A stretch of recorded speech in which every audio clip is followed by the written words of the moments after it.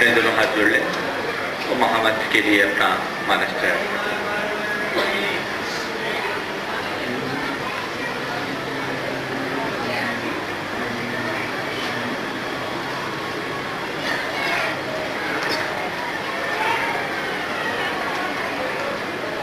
नमो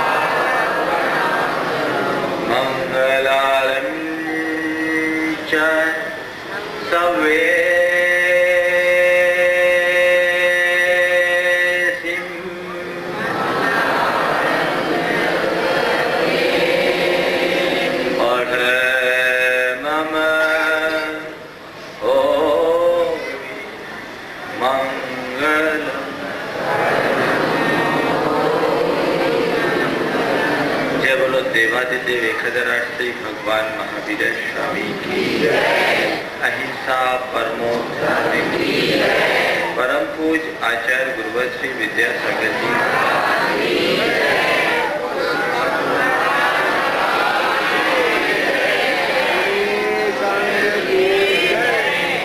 शिष्य गुरु चरणों में वर्षों से साधनारत, लेकिन एक लंबी कालावधि व्यतीत हो जाने के बाद ही शिष्य की साधना सिद्धि में परिणत नहीं हो सकी थी। एक दिन उसने अपनी पीड़ा गुरु चरणों में प्रकट करते हुए कहा कि गुरुदेव, आपने कहा था कि मैं तुम्हें परमात्मा का साक्षात्कार कराऊंगा, लेकिन अरसा बीत चुका है,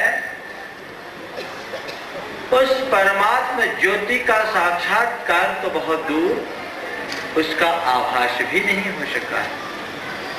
क्या आपके सेवा में आने के बाद भी मैं आपकी कृपा प्रसाद से वंचित रहूंगा? आखिर मेरी साध कब पूरी होगी? शिष्य की प्रार्थना सुन गुरु मुस्कुराए और गुरु ने कहा, बस तू ठीक कहता है, तेरे साथ काफी विलंब हुआ है। आज मैं तुझे परमात्मा ज्योति का साक्षात्कार कराता हूं। और एक काम कर, दिन ढलने को है, एक काम कर, दिन ढलने को है, अंधेरा हो रहा है, आले में एक दिया रखा है, उसे थोड़ा जला ले, फिर मैं तुझे परमात्मा ज्योति का दर्शन कराऊंगा। शिष्य तेजी से आले के पास गया, उसने दिए को जलाना शुरू किया, पर ये क्या, दिया जलाते जलाते पूरी माचिस खाली हो गई, लेकिन दिया नहीं जल सका। गुरु अपने आसन पर बैठे बैठे शिष्य को आवाज दिया कि क्या बात है, विलंब क्यों हो रहा है? गुरुदेव, ये दिया नहीं जल रहा। गुरु ने पूछा कि विलंब क्यों हो रहा है। शिष्य ने कहा गुरुदेव क्या करो, दिया नहीं जल रहा है। गुरु ने कहा आखिर देखो तो सही ये दिया क्यों नहीं जल रहा है। शिष्य ने जवाब दिया ये दिया नहीं जल रहा है। गुरु ने कहा देखो तो सही कि ये दिया क्यों नहीं जल रहा है। शिष्य ने दिए में झांका और कहा गुरुदेव ये दिया नहीं जलेगा, ये दिया नहीं जलेगा। गुरु ने पूछा क्यों नहीं जलेगा। कहा गुरुदेव ये दिया इसलिए नहीं जलेगा क्योंकि इसमें तेल की जगह पानी है। जिस दिए में तेल की जगह पानी हो उसके लिए चाहे कितनी भी माचिस लगाई जाए वो कभी जल नहीं सकता। शिष्य के इस उत्तर से गुरु मुस्कुरा उठे और उन्होंने शिष्य को संबोधित करते हुए कहा बस यही बात तो मैं तुझसे कह रहा हूं, जब बाहर के दिए में पानी भरा हो तो वो नहीं जल सकता। तू बाहर के दिए को नहीं जला पा रहा, मैं तेरे हिये के दिए को नहीं जला पा रहा हूं। मैं क्या करूं, तेरे अंदर सद्भावों के तेल की जगह कषायों का पानी भरा है और जब तक कषायों का पानी जब तक कषायों का पानी होगा उससे कभी ज्योति आविर्भूत नहीं हो सकती। आज हम सबको अपने भीतर झांक कर देखने की जरूरत है। हम धर्म आराधना करते हैं, साधना करते हैं, सब कुछ करते हैं, पर ये देखें कि जिस ज्योति के आविर्भाव के लिए हम प्रयासरत हैं उसका उद्भव हुआ भी है या नहीं, वो ज्योति अभिव्यक्त हुई भी है या नहीं, वो ज्योति प्रकट हो सकी है या नहीं। तय है यदि हमारे दिए के दिए में तेल होगा तो उसे जलने से कोई रोक नहीं सकता, पर यदि उसके जगह पानी हो तो उसे 7 जन्म में भी कोई नहीं जला सकता। बंधुओं, हम धर्म के क्षेत्र में कितने सफल हैं इसका प्रतिमान हमारी बाहर की प्रतिष्ठा नहीं, हमारी अंदर की विशुद्धि। हम 2 स्तर पर धर्माचरण करते हैं, एक सामुदायिक रूप में और एक वैयक्तिक रूप में। हमारा जो रूप दूसरों को दिखाई पड़ता है वो धर्म का सामुदायिक रूप है, जो हम समूह में करते हैं, सबके बीच मिल बैठ करके करते हैं। वो हमारी पूजा पाठ है, वो हमारी भक्ति आराधना है, वो हमारा तप है, जाप है, स्वाध्याय है, ध्यान है, चिंतन है। ये दूसरों को देखने में आता है, ये सब देखते हैं, हमारे धर्म का एक अंग है। लेकिन हमारे भीतर कितनी क्षमता है, हमारे भीतर कितनी सहिष्णुता है, हमारे भीतर कितनी सरलता है, हमारे भीतर काम क्रोध लोभ मोह की दुर्भावनाएं कितनी समित हुई है, इसे कोई दूसरा नहीं जान सकता, इसे हम स्वयं ही जान सकते। हमें अपने भीतर झांक करके देखने की जरूरत है। हमारे सारे धर्माचरण का मूल लक्ष्य अपने अंतर मन की विशुद्धि है, और वह अंतर मन की विशुद्धि यदि प्रकट हो रही है तो धर्माचरण सार्थक है, और यदि उस क्षेत्र में हम सफल नहीं तो अभी हमने धर्म का सच्चा लाभ उठा नहीं सके। उस लाभ को उठाना चाहते हैं तो अपने भीतर देखिए। अक्सर हमारे साथ ऐसा होता है कि हम दीप जलाने की कोशिश करते हैं और दिए से दियों को मिला भी देते हैं। लगता है कि हमारे दीप में कुछ प्रकाश आया, लेकिन जैसे ही सामने वाले दीप का संपर्क टूटता है दिया फिर बुझ जाता है। अरे बुझा कहाँ, जो जला ही नहीं वो बुझेगा कैसे। हमने केवल एक भ्रम पाल लिया था कि मेरे भीतर ज्योति जल गई है। यथार्थ वह ज्योति तुम्हारी अपनी नहीं थी। जिस ज्योति से तुमने अपनी ज्योति को सताया था, जिस लौ से तुमने अपनी लौ को मिलाया था, वह केवल उस लौ का कमाल था। जैसे उसके संपर्क से हटे तुम्हारी वास्तविकता खुद प्रकट हो गई। यही स्थिति हम सब के साथ होती है। जब हम धार्मिक वातावरण में रहते हैं तब हम कुछ और होते हैं, और जब हम व्यवहारिक क्षेत्र में पांव रखते हैं तब हम कुछ और हो जाते हैं। धार्मिक वातावरण में हमारा रूप कुछ और होता है और व्यवहारिक जगत में रूप हमारा कुछ और हो जाता है। संत कहते हैं धर्म यदि तुम्हारे भीतर प्रतिष्ठापित हुआ है तो चाहे तुम धार्मिक वातावरण में हो अथवा व्यवहार जगत में, तुम्हारे विचार और व्यवहार में कोई अंतर नहीं दिखेगा। और यदि अंतर दिख रहा है तो अभी तुमने धर्म को केवल ऊपर ऊपर से आरोपित किया है, भीतर से अभिव्यक्त करने में तुम सफल नहीं हुए। ध्यान रखना, धर्म केवल अभिव्यक्ति की साधना नहीं, ये तो अनुभूति का आनंद है। हम जो साधना के द्वारा अभिव्यक्त करते हैं वह सच्चा धर्माचरण नहीं। सच्चा धर्माचरण तो वो है जो हमारे भीतर की अनुभूति से प्रस्फुटित होता है। मनुष्य की दुर्बलताएं जितनी जितनी शमित होती है उसकी चेतना का उतना उतना विकास होता है, और जिस मनुष्य में जितनी अधिक दुर्बलताएं हावी होती है उसकी चेतना उतनी पतित होते जाती है। बंधुओं, जीवन का के रूपांतरण का मूल दुर्बलताओं पर विजय है। हमारी अनेक प्रकार के दुर्बलताएं हैं, वो जहर से भी ज्यादा घातक है। कहते हैं कि कोई आदमी जहर खा ले तो मर जाए। जहर खाने से आदमी मरता है, जहर खाने से आदमी का एक जीवन बर्बाद होता है। लेकिन काम, क्रोध, लोभ, मोह की का जो जहर हमारे अंदर भरा है इसका असर जन्म जन्मांतरों तक होता है।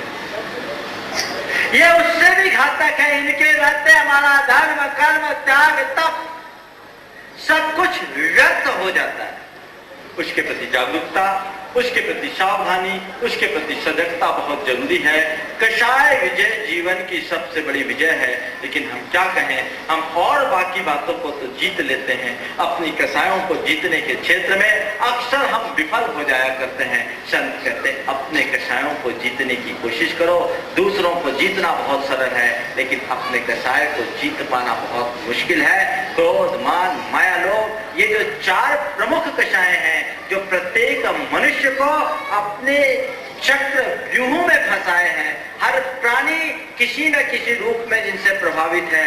आखिर वे हमारे व्यक्तित्व को किस तरह से खोखली करते हैं, हमें इसके प्रति विचार करने की जरूरत है। आज मनुष्य अपने टिप टॉप पर तो बहुत ध्यान देता है, अपने लिविंग स्टैंडर्ड का भी बहुत ख्याल रखता है, ऊपर से तो बहुत ज्यादा सभ्य, संस्कारित और शालीन मालूम होता है। लेकिन उसके भीतर जब झांक करके देखा जाता है या जब वो अपने अंदर झांकता है तब उसे अपनी असलियत का पता लगता है। संत कहते हैं अपने भीतर झांक करके देखो तो आखिर तुम हो कौन। आज हर मनुष्य की स्थिति उस लाठी की तरह है जो ऊपर से रंगी पुती है। हर मनुष्य की स्थिति उस लाठी की तरह दिखाई पड़ती है जो ऊपर से तो बहुत रंगी पुती है पर भीतर से खोखली। जो ऊपर से रंगी पुती है लेकिन विवाह भीतर से खोखली है, ऐसी लाठी तुम्हारे किसी काम में नहीं आने वाली। ये लाठी लुभावनी जरूर लग सकती है लेकिन जरूरत पड़ने पर तुम्हारा साथ नहीं दे सकती। बंधुओं, ये ऊपरी ठाट बात तब तक अर्थहीन है जब तक भीतरी रूपांतरण न हो, और ये रूपांतरण हम तभी घटित कर सकेंगे जब हम अपने आंतरिक शत्रुओं पर विजय पाएं, उन्हें जीतने का उपक्रम करें। यह हमारा मूल लक्ष्य होना चाहिए। क्रोध, मान, माया और लोभ, ये चार प्रबल शत्रु जो हमारे व्यक्तित्व को एक तरह से विकृत करते जा रहे हैं। थोड़ा आप देखें कि ये कषाय समूह हमारे व्यक्तित्व पर किस तरह से आघात पहुंचाते हैं। कहते हैं जब आदमी क्रोध में होता है तो उसकी आंखें बंद हो जाती है और मुंह खुल जाता है। होता है गुस्से में आंखें बंद हो जाती है और मुंह खुल जाता है। इसका मतलब कि क्रोध ने हमारी आंख छीन ली। क्रोध ने हमारी आंख छीन ली।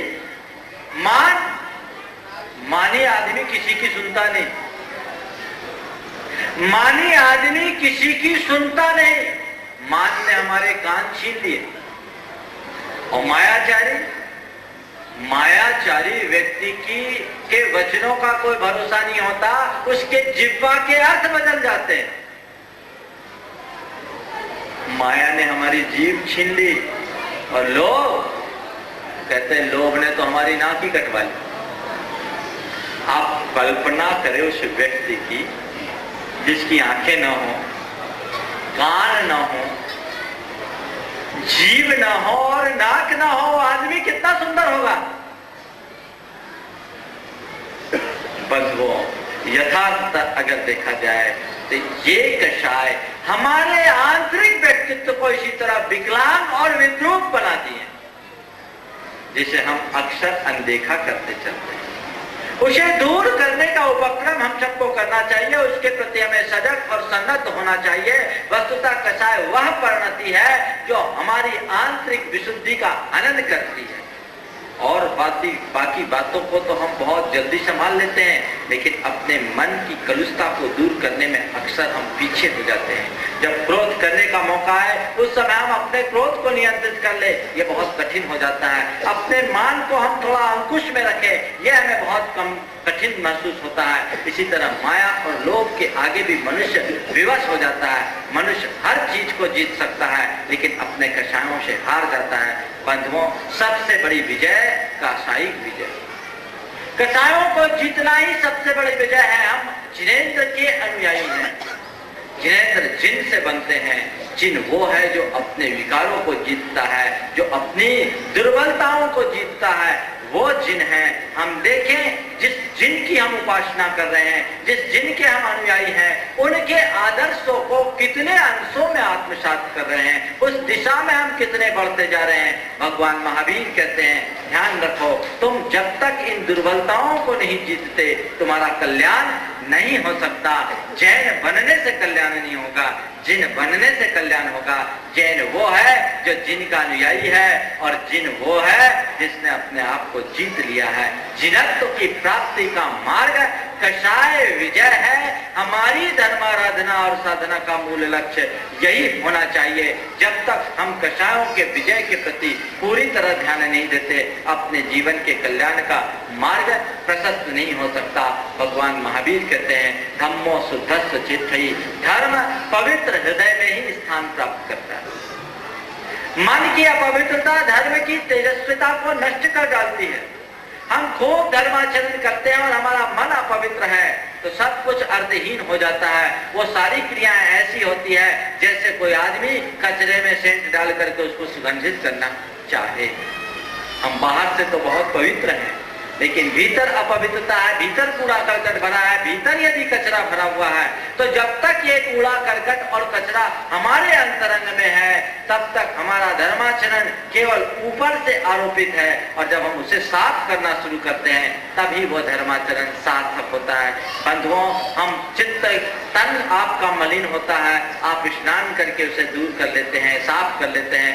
वस्त्र गंदा होता है, आप उसे साबुन से साफ कर लेते हैं। संत कहते हैं, मन गंदा हो रहा है, उसे स्वच्छ करने का कोई उपक्रम तुमने कभी किया? मन गंदा हो रहा है, मन में मलिनता परत दर परत चढ़ते जा रही है। जन्म जन्मांतरों की ये मलिनता है, उसके प्रति कोई सावधानी, उसके प्रति कोई जागृति तुमने अपनाई है भी कि नहीं? आपको इसका तो ख्याल रहता है कि आज मैं पूजा छूट गई, एक पूजा मैं कम करी, एक मेरी सामायिक छूट गई। आपको इस बात का ख्याल होता है कि मेरे द्वारा एक जाप कम हो गया।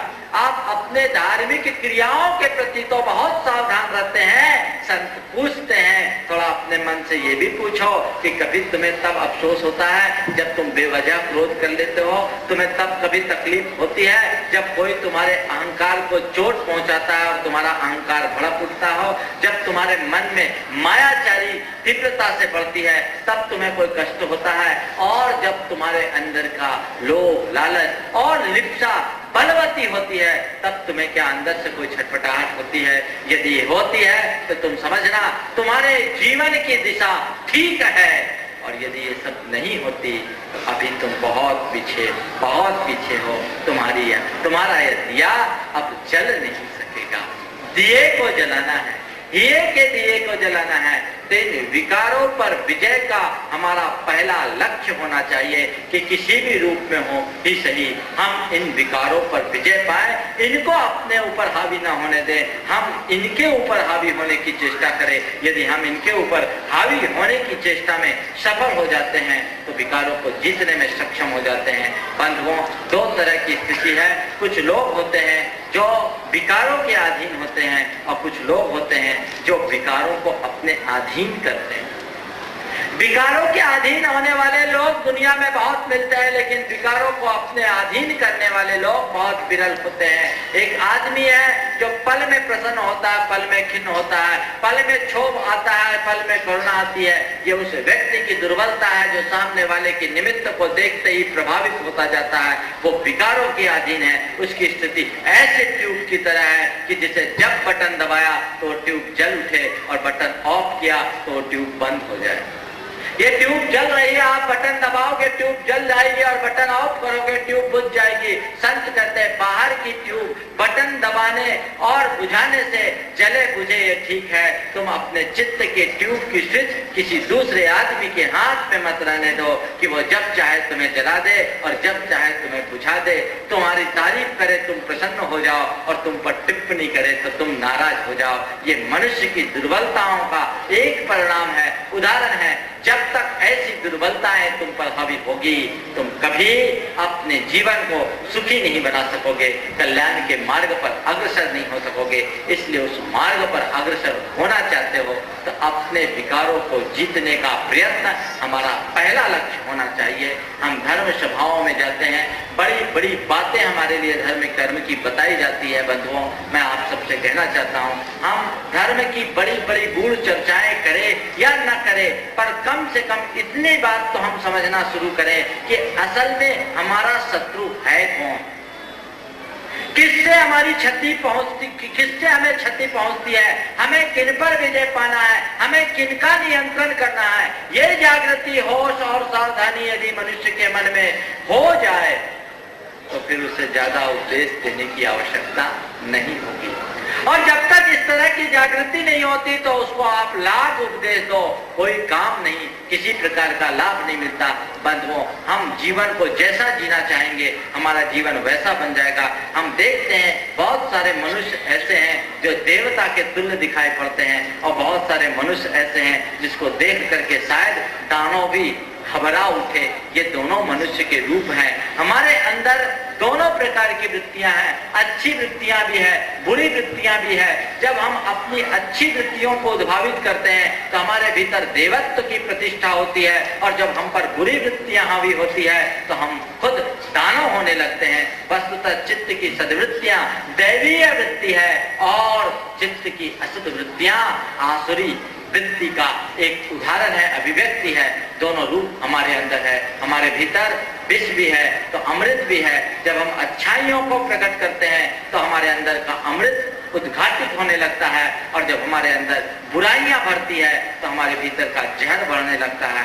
अक्सर हमारे साथ हो यही रहा है, हम अमृत को अनदेखी कर रहे हैं और जहर को निरंतर बढ़ा रहे हैं। उन जहर के कारण हमारा सारा जीवन विषाक्त हो रहा है और हमारे विष से दूसरे भी प्रभावित हो रहे हैं। संत कहते हैं तो विष पर नियंत्रण की जरूरत है, और ये नियंत्रण तभी होगा जब तुम्हारी साधना सम्यक। इन विचारों पर अंकुश रखने का तुम्हारा ध्येय बनेगा, मकसद बनेगा, तो तुम इनको जीतने में सक्षम हो जाओगे और तुम्हारे जीवन का कल्याण होगा। तुम अब सुखी तो होगे, दूसरे भी जो तुम्हारे संपर्क में आएंगे उनका जीवन भी सुखी हो जाएगा। और यदि तुम इसकी अनदेखी करते हो तो तुम कहीं के नहीं रहोगे, तुम्हारा जीवन कभी भी सुखी नहीं हो सकता। भीतर के अमृत को उद्घाटित करिए और जहर को बाहर निकालने की कोशिश कीजिए। हम जहर बाहर निकाल दें, अमृत तो अपने आप प्रकट हो जाएगा, क्योंकि हमारा दिया जब तक जहर से भरा है, अमृत आखिर आए भी तो टिकेगा कहाँ, उसे खाली करने की जरूरत है। वस्तुतः विकारों की विजय ही जीवन की सबसे बड़ी विजय है, और जो इसे जीतने में सक्षम हो जाता है उसका जीवन बहुत सरल और सपाट होता है। जैसा हम जीवन जीते हैं वैसा हमारा जीवन होता है। बंधुओं, संत हमसे कहते हैं यदि तुम विकारों के प्रभाव में बहते हो तो तुम्हारा जीवन निश्चित पतित होगा, और यदि तुम विशुद्धि मूलक जीवन को अपनाते हो तो तुम्हारे जीवन के कल्याण से तुम्हें कोई रोक नहीं सकता। हम थोड़ा सा देखें, एक ही मनुष्य कैसे कैसे रूप बदलता है। कहते हैं मनुष्य देव भी होता है तो मनुष्य पशु भी होता है। वस्तुतः देवत्व और पशुत्व हमारे ही जीवन के दो रूप हैं, और इसे आप समझना चाहें तो केवल इस उदाहरण से आप बहुत अच्छे से समझ सकते हैं। जैसे अंग्रेजी में यदि किसी से गॉड की स्पेलिंग पूछा जाए तो आप क्या बताएंगे? क्या है स्पेलिंग भाई साहब? G-O-D, गॉड, ठीक है ना? इसको थोड़ा पलट देंगे तो क्या होगा? G-O-D गॉड को यदि पलट दिया जाए क्या होगा? क्या होगा? D-O-G, दोनों में अंतर कितना है? G-O-D गॉड का मतलब देवता है और D-O-D डॉग का मतलब कुत्ता है ना? G-O-D गॉड का मतलब देवता है और D-O-D गॉड डॉग का मतलब कुत्ता है। इसका मतलब जानते हैं, सीधी जिंदगी जीने वाले गॉड बन जाते हैं और उल्टी जिंदगी जीने वाले डॉग हो जाते हैं। गॉड बनना चाहते हो तो सीधी जिंदगी जिए। सीधी जिंदगी जीने का मतलब है विकारों पर नियंत्रण, आवेग संवेग से अप्रभावित रहने की वृत्ति। जो आवेग संवेग से प्रभावित हो जाते हैं उनके जीवन में सदैव आवेश, आक्रोश, अहम और उत्तेजना जन्म लेते रहते हैं। ऐसे व्यक्ति का जीवन हमेशा अशांतिमय रहता है। वे लोग अशांतिमय जीवन जीने के लिए अभिशप्त हो जाते हैं। लेकिन जो अपने आवेग संवेगों को नियंत्रित करने में सफल हो जाते हैं उन व्यक्तियों का जीवन हमेशा शांत, सुखी, संतुलित और संयत बना रहता है। ऐसे लोग सदाबहार प्रसन्न रहते हैं। आप देखिए, आपके जीवन में सुख और शांति कब आती है? जब आप क्रोध में रहते हैं तब, जब आप शांति में रहते हैं तब। आपको प्रसन्नता की अनुभूति कब होती है? जब आपके अंदर क्रोध होता है, जब आप आग बने होते हैं तब, कि पानी बने रहते हो तब। जब आप ये जानते हैं कि क्रोध करने से मेरे मन की शांति खंडित होती है, फिर बार बार वो क्रोध का रास्ता क्यों अपनाते हो? पसंद उस क्रोध को क्यों करते हो? ये बड़ी विडंबना है कि हर आदमी शांति की बात करता है पर क्रोध करता है। किसी ने कुछ कह दिया और एकदम तिल मिला गए। अरे भैया, सामने वाले ने कुछ कहा है, उसको पी जाओ।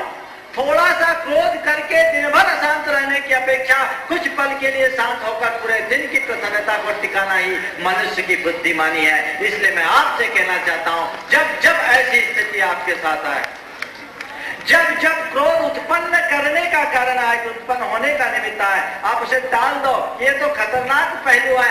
यदि मैंने इसे स्वीकार लिया तो पूरा दिन बर्बाद होगा। दिन ही नहीं, सारा जीवन बर्बाद हो जाएगा। उसके प्रति सावधानी होइए, उसको टालिए। लेकिन हम लोग हैं जो अक्सर उसे टालते नहीं, अनदेखा करते हैं। गुस्से का मौका आया, गुस्सा कर लिया, अंजाम जो होगा तो देखेंगे। ये गलत है। क्रोध का कारण आए तो उसे रोकने की चेष्टा कीजिए। जहां तक बने उसे रोकने का प्रयास कीजिए। यदि आप उसे नियंत्रित करने में सफल हो जाते हैं तो आपका जीवन हमेशा प्रसन्न बना रहेगा, आपका जीवन हमेशा शांत बना रहेगा। संत कहते हैं, तुम यदि अपने मन को प्रसन्नता से भरे रहना चाहते हो तो अप्रसन्नता के कार्यों से बचो। क्रोध हमारी अशांति, अप्रसन्नता और नाखुशी का सबसे पहला कारण है। इससे हमें बचना निहायत जरूरी है। यदि हम इससे नहीं बचते तो हम अपने जीवन को कभी सुखी नहीं बना सकते। दूसरा खतरनाक कारण है अहम। अहम वो कारण है, अहम तो वो खूंटी है जिस पर अशांति टंगती है। आप देखना, आपके चित्त की अशांति के कारणों में एक बड़ा कारण अहंकार है। मनुष्य अपने अहम के लिए न जाने कितने प्रकार की अशांति को आमंत्रित कर लेता है।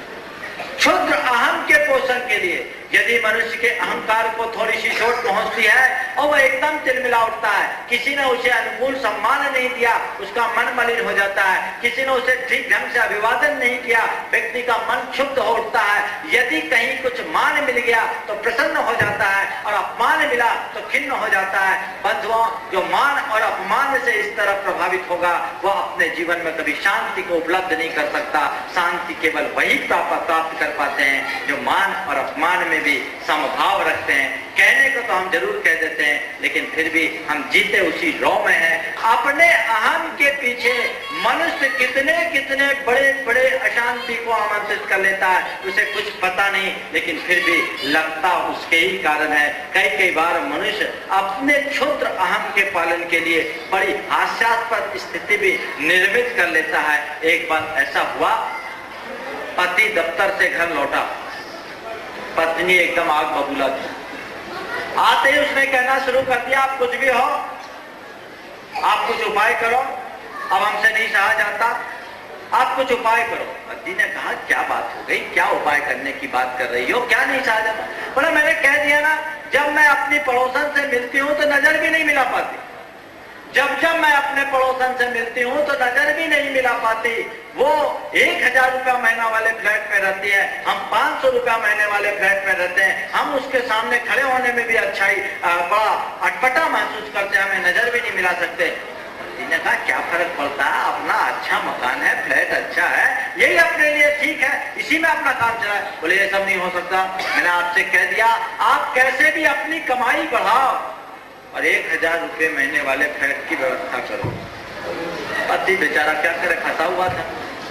और जब पति लोग फंस जाते तो उनके हाल बड़े बेहाल होते। ठीक 3 दिन बाद पति जब दफ्तर से लौटा तो आते ही रास्ते से उसने आवाज लगाई कि अजी सुनती हो, भगवान ने तुम्हारी सुन ली।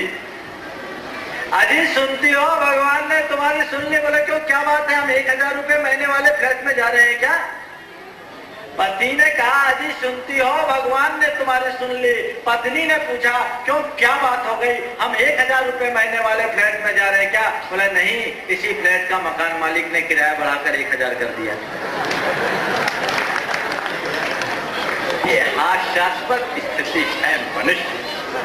वस्तुतः ये अहम भी हमारी एक बहुत बड़ी दुर्बलता है, लेकिन हम उसे रात दिन पोषित करते रहते हैं, उसको दूर करने की जरूरत है।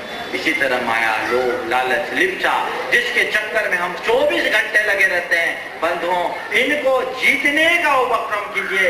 ये आपके बड़े घातक शत्रु हैं, आते मित्र की तरह हैं, लेकिन आपके ऊपर प्रहार बड़ा तीखा करते हैं, आपकी शांति को छीनते हैं, आपकी संतुष्टि को छीनते हैं, आपके चैन को छीनते हैं, आपके आनंद को नष्ट करते हैं, आपकी नींद को हराम कर देते हैं। उनके चक्कर में रहने से क्या फायदा?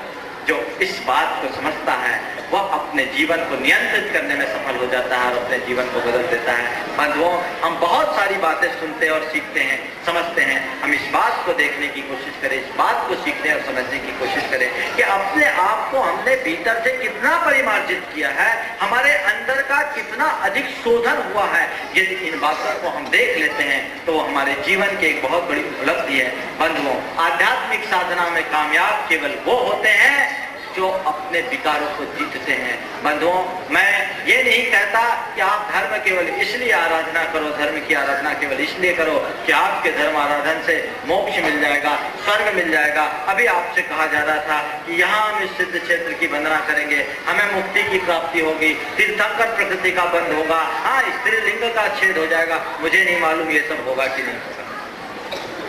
मैं ऐसे धर्म पर विश्वास भी नहीं करता जो बाद में हमें सुख दे। मैं तो उस धर्म पर विश्वास और भरोसा करता हूँ। मैं आपको उस धर्म की आराधना करने की प्रेरणा देता हूँ जो आपके वर्तमान को सुखी करे, जो आपके वर्तमान को संतुष्ट रखे, जो आपके चित्त को निर्मल बनाए, जो आपके मन को मस्त बनाए और जो आपके हृदय को सदैव प्रसन्न बनाए रखे, प्रसन्नता से भर दे। वही सच्चा धर्माचरण है, वही।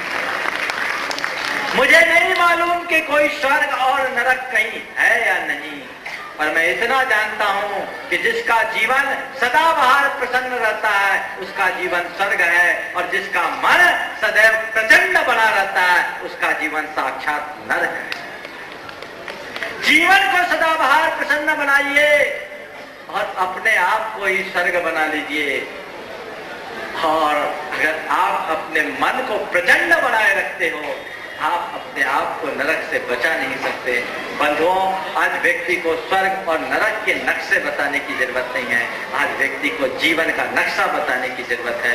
मुझे स्वर्ग और नरक भेजने का रास्ता मालूम नहीं, मैं नहीं जानता, मैं आपको ये सब बातें नहीं बताऊंगा जो आपको स्वर्ग और नरक पहुंचाए या मोक्ष की बातें करे, वो सब बातें मैं नहीं बताता, पर आपके जीवन को स्वर्ग बनाने का मार्ग मेरे पास है, आप उसे जरूर प्राप्त कर सकते हैं। आप चाहे तो अपने जीवन को स्वर्ग भी बना सकते हैं और आप चाहे तो अपने जीवन को नरक भी बना सकते हैं। यदि आप आवेग संवेग पर नियंत्रण कर रहे हैं तो तय मानना कि आपका जीवन स्वर्ग बन रहा है, और यदि आवेग संवेगों के नियंत्रण में है तो आपका जीवन नरक बन गया और कुछ नहीं है। स्वर्ग में समता है, शांति है, नरक में क्रोध है, कलह है। बस जहाँ क्रोध कलह है वहाँ नरक की भूमिका है, और जहाँ समता शांति समन्वय सौहार्द है वही स्वर्ग है। स्वर्ग फलता बाद में है, बीज तो हम यहाँ बोते हैं। स्वर्ग और नरक तो बाद में फलते हैं, बीज हम यहाँ बोते हैं, जैसा हम बीज बोएंगे वही फलेगा। वो नरक और वो स्वर्ग बाद में बनेंगे, बाद में निर्मित होंगे।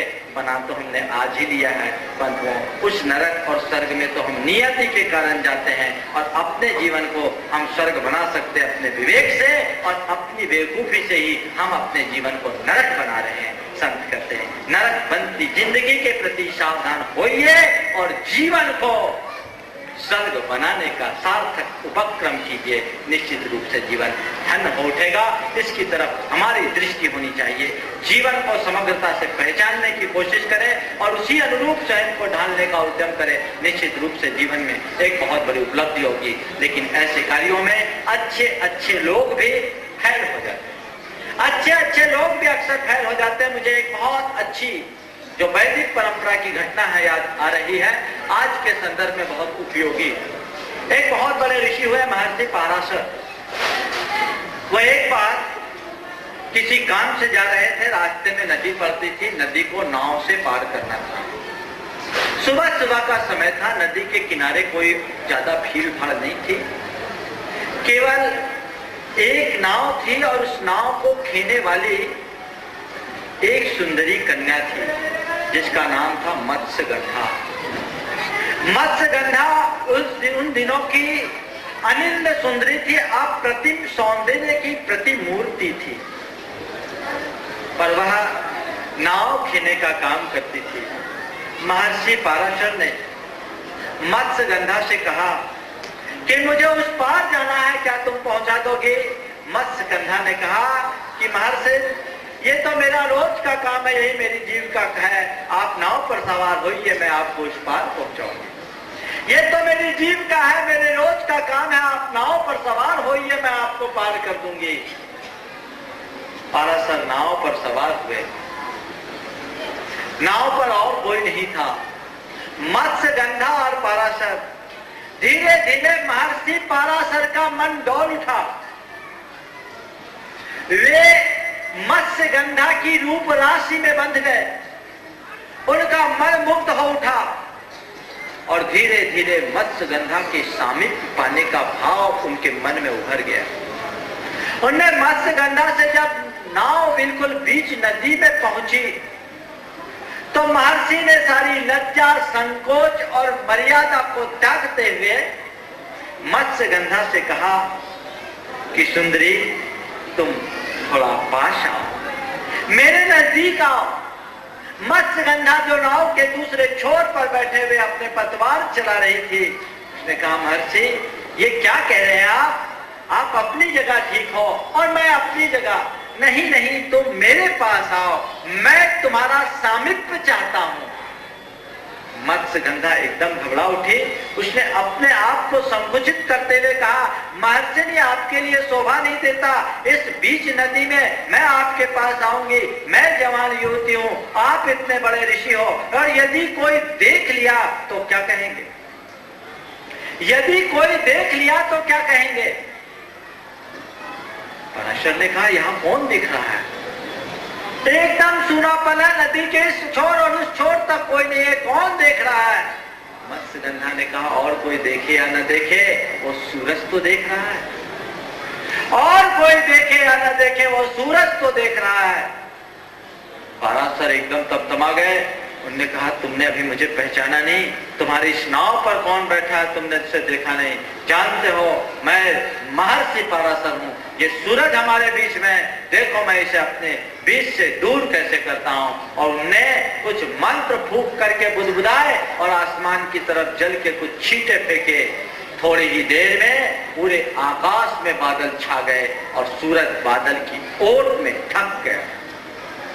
पराशर ने अब की बार मत्स्यगंधा को समझाते हुए कहा कि देख लिया तूने मेरी ताकत, अब वो सूरज भी हमारे बीच से दूर हो गया, और आज तुम मुझे स्वीकार कर, अपना सामीप्य और सहवास मुझे प्रदान कर।